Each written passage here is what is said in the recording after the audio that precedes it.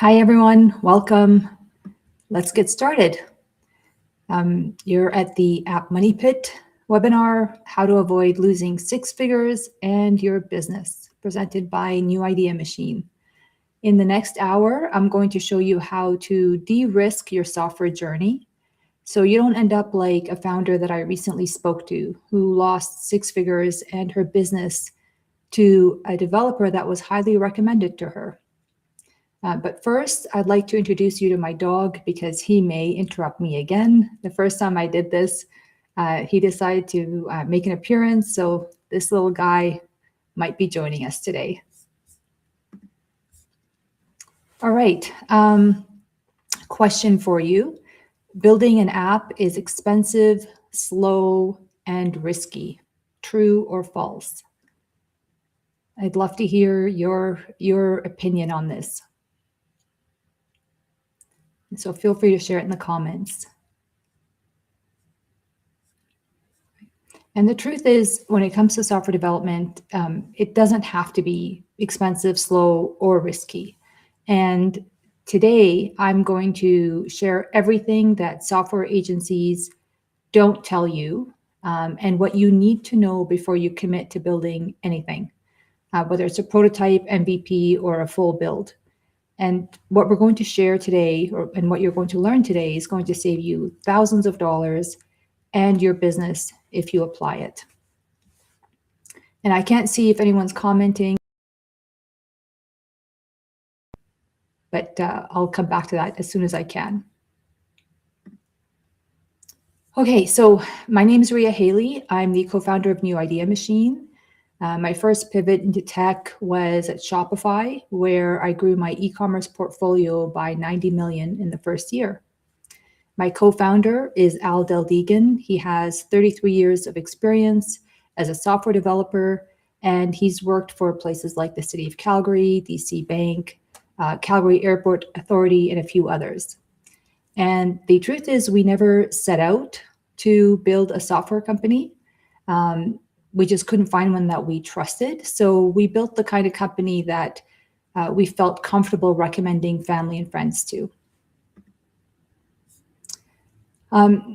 Unfortunately, every week, someone shares their development horror story with me. And this is actually what prompted this webinar. They tell me how many thousands of dollars they've lost and the mess that they are in. And more often than not, they ask us to rescue their project. And while I'm very grateful for their business and their trust, I'd much rather prevent this from happening in the first place. True story, I created this webinar because of this one call I had with a founder recently. She's an accomplished professional, top of her field, and she hired a highly recommended senior developer to build her research platform. So she thought she was doing everything right. Unfortunately, he used it to run his own competing business. So he took her code that she paid for and just helped himself to it to run a competing business. He also held her platform hostage, and she couldn't access anything without going through him. And to add insult to injury, he routed all her emails through him as well. So all her leads basically were now his. She didn't just lose money that she invested, she lost her entire business. And this happens when founders step into a process that they don't fully understand. And by the time they figure it out, they've already committed time, money, and control to the wrong experts. But since you're here today, you're going to know better, and this is not going to happen to you. This conversation that we're having today, this is the conversation I would have had with that founder that had that unfortunate experience. We're going to cover the most expensive mistakes that founders make before development begins, before they hire anyone, how agencies structure proposals to protect themselves and not necessarily you, the questions that instantly expose bad developers and weak strategies, how to protect your intellectual property before it's too late, questions that instantly expose bad developers and what a good proposal looks like and what a good contract looks like that will actually protect you equally as much as it protects the developer. So by the end of the session, you're going to know exactly how to de-risk your investment. So the agenda for today, we're going to cover the 7 pitfalls that burn founders before they even realize what went wrong. And then I'm going to share the 14 questions that you need to ask to protect your budget, your IP, and your business. And then we're going to go into Q&A. So the following pitfalls, these are the most common ones, and these are the ones that will cripple your business before you even launch your new application. This is the biggest one that we see, founders having their idea stolen. So one founder I spoke to hired an overseas company to build his application, and they had excessive delays. Every time that he thought the app will be done, there was some sort of excuse explaining why it was not done. And he would reach out to the dev team, and every time he did, he was told, well, we need a little bit more money, and then we could finish up your app. It's almost done. Unfortunately, he never got his app, and they kept his money. He had spent his life savings because he truly believed in what he was building. And so he spent over $100,000 and he lost all of it. He tried to recoup his costs or his lost funds through the government, but unfortunately, because he's building outside of North America, North American laws don't protect him. So there's a big risk that comes when building overseas. It's very tempting to go overseas because it's cheaper, or the illusion is that it's cheaper. In the end, it actually ends up costing more. But again, you're not protected by North American laws, and we have very strict laws here to help protect founders. Also, when you build overseas, the developers there tend to use a language that is not common in North America. So if you take that code, and wish to go somewhere else or bring it back home, now you have to find a developer that is well-versed in the code that they use to build your application. And that's not always easy. And also, before you share anything with anyone, make sure you have a non-disclosure agreement signed. A good developer will always offer a non-disclosure agreement, and you can always insist on one as well. Pitfall number 2, paying for the app twice. This is very, very common. So as I mentioned earlier, you find a developer, you might pay $20,000, $30,000 or more, but if it's not built right, then you're going to have to invest money again to have it fixed. And so essentially you end up paying for the same product twice, and this can be easily avoided. Another founder that I spoke to, she did everything right. She hired a Canadian team, she checked references, she felt protected. And then she was telling me about how awesome her dev team is and how happy she is working with them. And I thought that was great. We're having a great conversation. And I asked her out of curiosity, did they talk to you about security and compliance before they started building your application? And she just kind of looked at me blankly and couldn't answer. Unfortunately, the answer was no. Her dev team did not talk to her about security and compliance before development began. So now she's looking at more than $30,000 in compliance costs, plus the cost of partial rebuilds of her application, because this is something that should have been addressed before development began. And this is on top of everything that she had already spent. Had someone asked her this question from day one, had her look into security and compliance and have the consultant work with the dev team, she may have paid $3,000 right around there instead of $30,000. So essentially, she's now paying for the same app twice.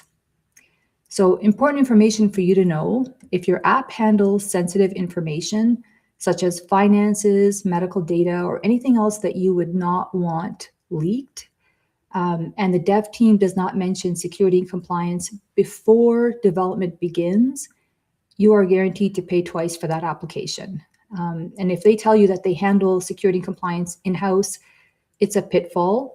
You don't want anyone checking their own homework. You do want that independent third party checking the code to make sure that it really is secure and compliant. Pitfall number 3. This one gets a lot of founders: 12-month contracts and fixed bids. Okay, so imagine that you've paid for your deposit, you paid your deposit, and the developer started working on your project, and then the relationship breaks down, and you no longer want to work with that developer. Or let's say that you run out of funding. If you signed a 12-month contract or a contract for any length of time, you are on the hook for those payments. So as a startup, as a startup founder or a small business owner, you can't afford to take on this type of financial risk. Um, this is a true story as well. Shannon Phillips from Unbounded Thinking. He's one of our happy clients. You can see his testimonial on our website. He met us a few years ago, and this was back when he was just thinking about starting his development journey. And he had shopped around, spoke to quite a few agencies. He wanted to build a digital product that will increase his capacity. And every single agency came back with the same answer. They wanted 6 figures and a 12-month contract. And he almost gave in. But then he happened to meet Al at an event. Al is my co-founder, as I mentioned earlier. And Al told him that you actually don't need a long-term contract and you don't need to commit to a 6-figure build.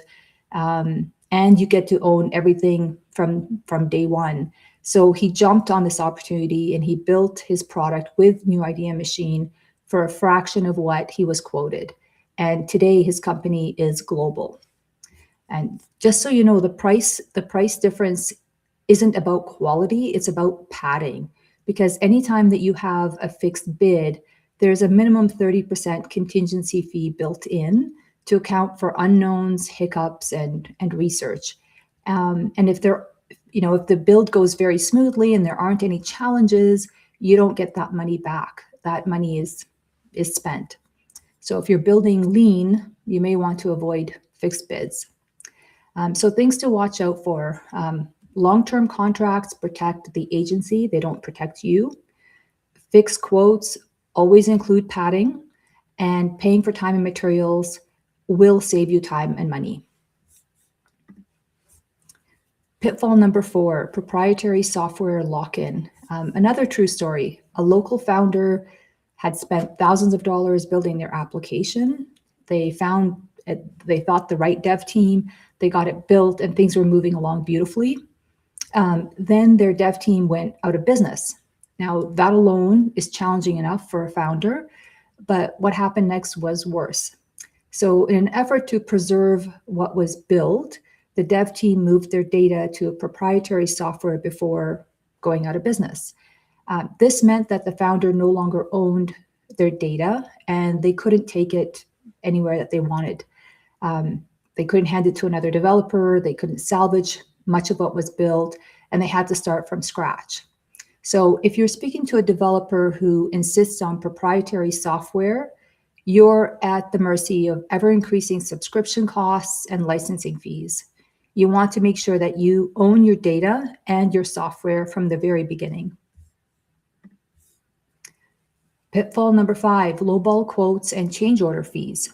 This one's sneaky. The agency may deliberately come in low because they know that the real cost of building your application will scare you off. So they quote something that feels manageable to you. You sign, development starts, and then the change orders begin. So for every clarification, every adjustment, there's a change order fee, and these can add up very fast. So by the end, you end up paying 6 figures anyways, because you signed a contract and you can't walk away from that contract. So things to watch out for. Avoid contracts with change order fees. That's an easy one. Also avoid rushing into your development project. It is exciting, but this is a commitment. It is an investment. You should never feel pressured or rushed to begin anything. Pitfall number 6, missing out on government funding. This is another true story. One of our clients, prior to coming to us, had spent $150,000 on another dev team, and they started realizing that something was off, something wasn't adding up. They were referred to us, and they asked us to take a look under the hood and see if everything was okay, if they were really actually getting what they were paying for. And unfortunately, they weren't.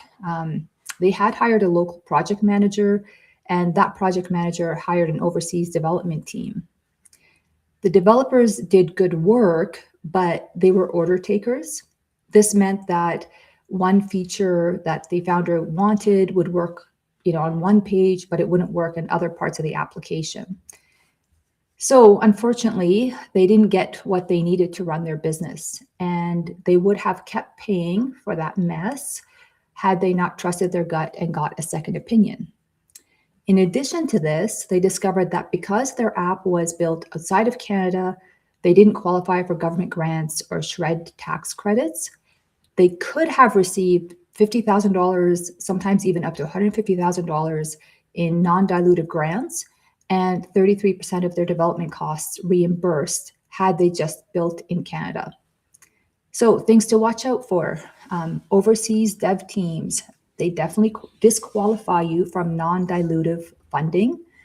Always ask where every member on your project is located and what backups are in place in case they get sick or leave.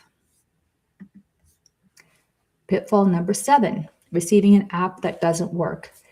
The same founder I was just telling you about, she would ask for new features and the developers would never push back. They never flagged a problem. They never said, hey, this may not be a good idea. They just kept building and billing. So when the app was finally delivered, it didn't work and no one had tested it properly. And by the time the founder realized what they had, the money was obviously spent. So when developers don't offer testing, quality and assurance, that's a flag. And if they don't have you try your app first before completely handing it off, that's also a flag. You want the developer to say, here's your app, please try to break it. Let's find all the bugs.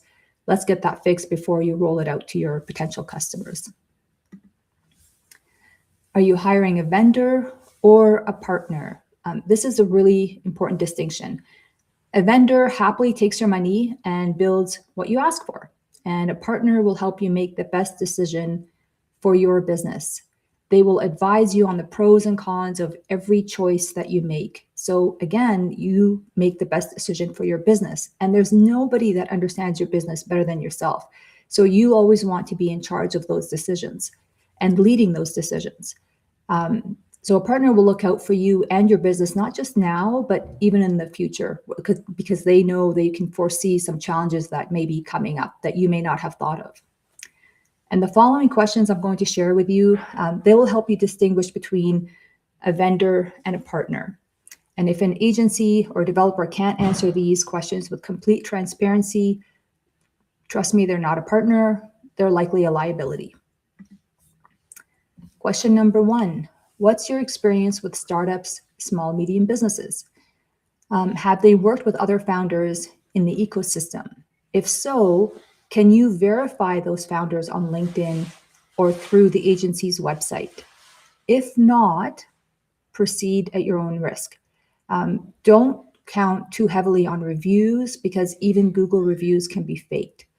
You want to make sure that there's a real person that has launched something that's successful or has a business that you can track down and talk to if needed. Question number 2, who's building my project? Is it a junior, an intermediate, or a senior developer?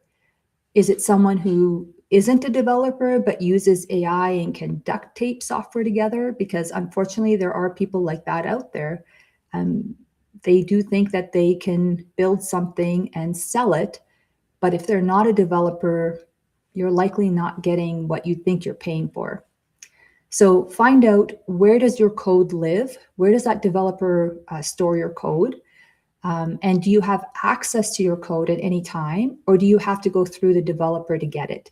If you have to go through the developer, they're gatekeeping. You don't want that, because again, if the relationship goes south or if the developer disappears, your code goes with them. Question number 3, where is your development team located? We touched on this earlier.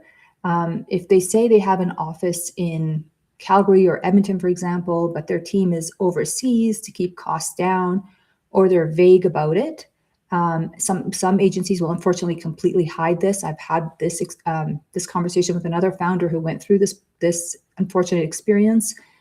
You are guaranteed to have challenges. You want to be able to speak to those developers. Can you meet with them in person if needed? We've had clients come to us surprised that they end up paying more by building overseas. And then they find out that had they built with us from the beginning, they would have paid far less. And that's because we use AI-assisted development. AI-assisted development used properly by a senior developer means you no longer need 5 or 6 developers building your application. An experienced software developer can expertly utilize AI-assisted development to build your product in far less time. It's been our experience that we save our clients about 75%, up to 75% in time and costs with AI-assisted development. And it's the only way that we build now because it's far more cost effective for our clients. And then, of course, when you add on grants and SR&ED credits, which we help our clients obtain, then you save even more money and it becomes far more affordable to build that project and launch your business. Question number 4, can I communicate directly with developers? Avoid having to go through a middle person. You don't want anything lost in translation. Again, we've seen this happen far too often. Find out if you have access to the developers, as I mentioned earlier, and find out what happens if they leave the company, what backups are in place. If you paid for it, you should own it from day one, no exceptions. All right, are you headed for a costly rebuild? Again, as I mentioned earlier, this is something we're seeing far, far too often lately. Most founders don't find out until it's too late. And these questions are going to help you avoid this. Ask the team or the developer, when do you address security and compliance? So again, as I touched on earlier, this is something that you cannot skip. Every project that handles anything financial, like including credit card payments, medical information, or any other sensitive information, needs to have an independent security compliance expert review it before development begins. We've seen far too many founders address security and compliance after building the MVPs, and you now know this is far too expensive of a mistake. And if you don't address it and you are hacked, then of course your business is on the line, your reputation goes down the drain, and it's a mess that you don't want to deal with. So be wary of any developer that says they handle security in-house. All developers have to build with best practices in mind. That's a minimum expectation, but they should never be the ones checking their own homework. And there's a very common misconception out there that if you use Stripe or PayPal or Square, then you don't have to worry about security and compliance because they handle that. That's actually not true. You are integrating with their application. They actually expect you to have security and compliance in place. It's part of their terms and conditions. So look into that.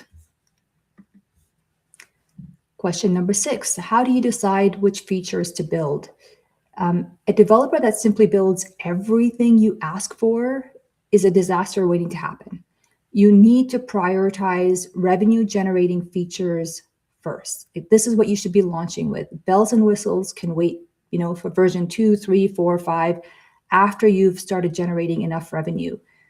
Otherwise, the build will never end, and neither will your costs.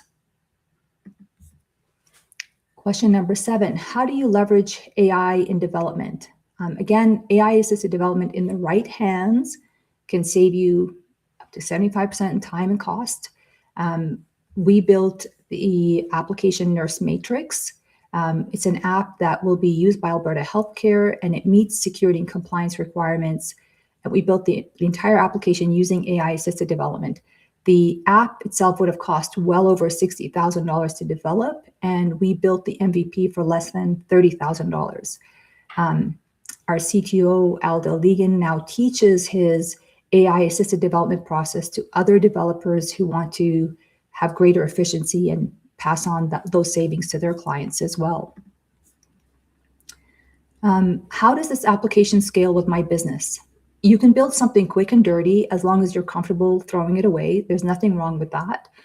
If you're not okay going down that road, your application needs to be able to scale with your business. You don't want your application breaking when you hit your 100th customer, and have the whole thing come crumbling down. And this is what happens when people try to build their own MVPs. The apps are not built in a way that can handle high volume or changes, and they break easily. And even giants like Shopify, during Black Friday, for example, they have technical issues, and like volume does disable them as well. So if a giant like Shopify's application can go down, due to high volume, your MVP or your product certainly can as well. Okay, quick commercial break. I'm just going to have some water, and then we'll come right back on. Building an app or need integrations or automation? Access the government funding, get the features that drive early revenue, and avoid the pitfalls other agencies won't tell you about. Contact us at newideamachine.com.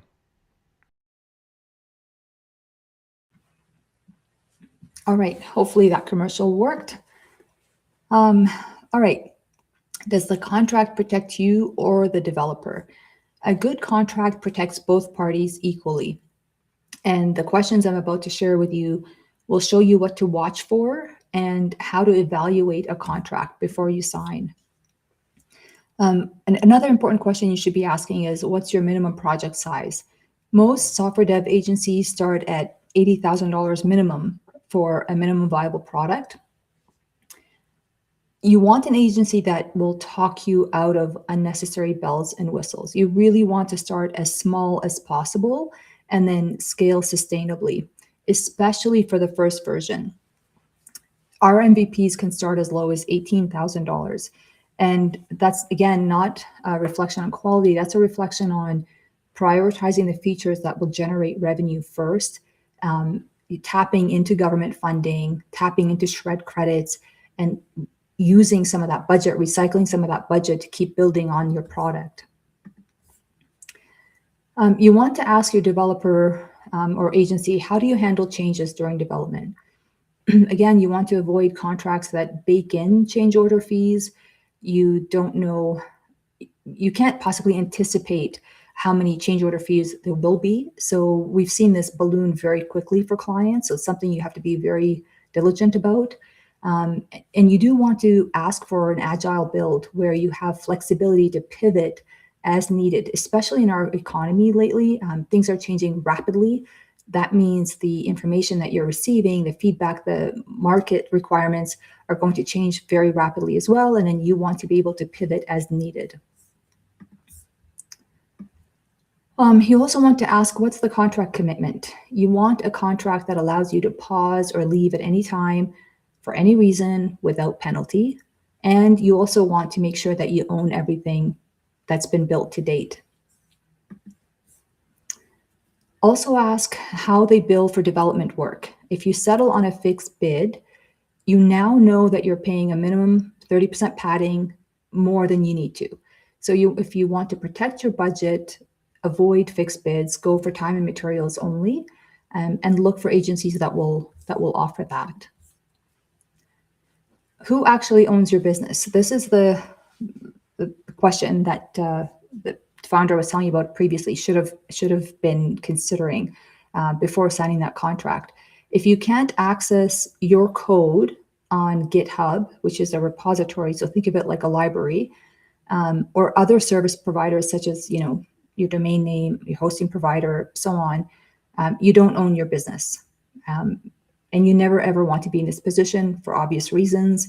You need to own everything, and then you need to be able to be the one that provides the developer with access to those services. And then that means that you can revoke access as needed. When do you actually own the code? So again, if you paid for it, you should own it from day one. You should never have to ask, plead, or chase anyone for your code. You should have easy access to it. Even if you don't know how to access it, you need to have the passwords, you need to know where to go, so you could pass that information on to another developer if needed. Question number 14, are technical documentations included? So Think of these like the blueprints for your application, and it guarantees readiness handoff. So at any point in time and for any reason, you should be able to take your project to any developer of your choice. But if you don't have technical documentation, they now have to spend time getting to know your application. And of course, this comes at a cost to you. So you want to minimize that cost should you be in this unfortunate position of having to find a new developer. We've seen several apps that have either no documentation or very poor documentation. Now with AI, there's zero excuse for this. So you want to look for agencies that provide this at no extra charge.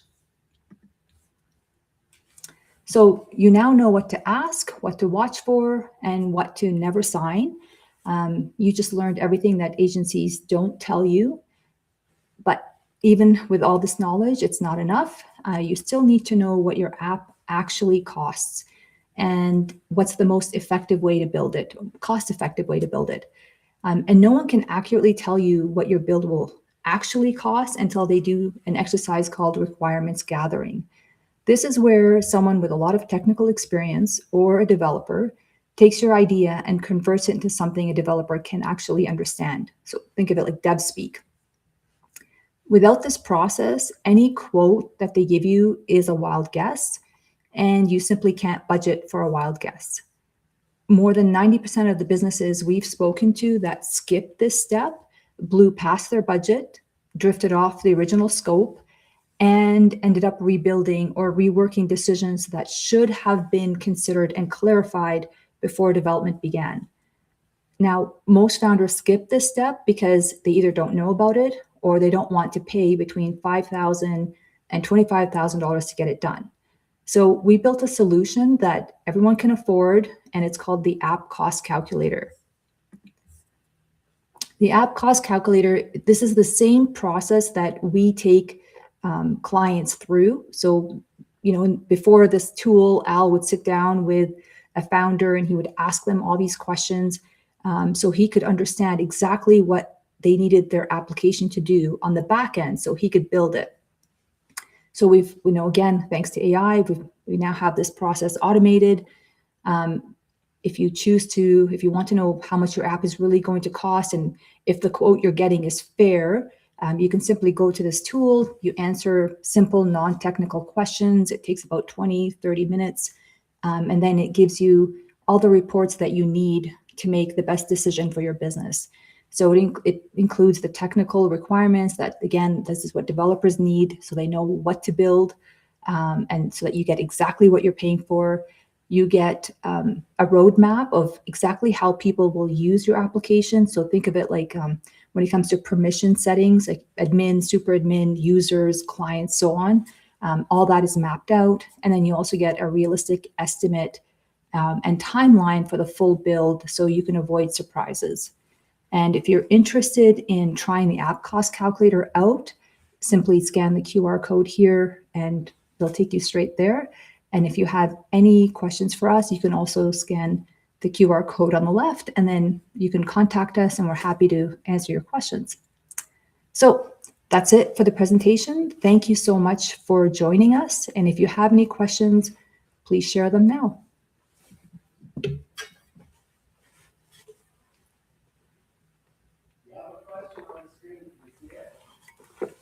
All right, question. You mentioned the AI-assisted development process that your CTO teaches. Oh, and the question popped off, so I don't see it right now. Is there somewhere online interested developers can go to learn more about it too? There is. Reach out to us. We haven't officially launched that website page yet. We've been busy launching another webinar that we're doing, another boot camp that we're doing at the end of May. But if you are interested in Al's AI-assisted development process, you do need to be a developer. You could be junior or intermediate, doesn't matter, in order to get the most out of that workshop and understand what he's teaching. And it goes by very fast. So you definitely want to be able to apply what he's teaching as well. So reach out to us and then we'll get you some more information about that. Yes, you can find the App Cost Calculator on our website as well. You can also scan the QR code, or you can simply go to newideamachine.com and go to resources, and you'll see the app cost calculator there. And you can scan it. And the other thing I want to mention is that your idea is protected. So some founders are concerned that, if they share their idea with AI, the public can have access to it. That's true. It's a very valid concern. We built this AI tool in such a way that you don't have to worry about that. It is closed. Your idea remains secure. And of course, again, NDAs, right? So we make sure that anything you share with us, we can never talk about it to anyone else without your permission. If there's any other questions?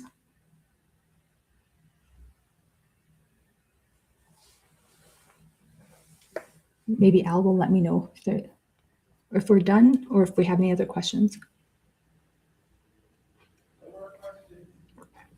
Okay, wonderful. I think we're done. Again, thanks everyone for joining us. If you have any other questions about what we talked about or anything that I may not have touched on, please reach out. Happy to help you out, happy to point you in the right direction. And if you are building something that you're ready to build, we're happy to be a part of that journey with you. Thank you.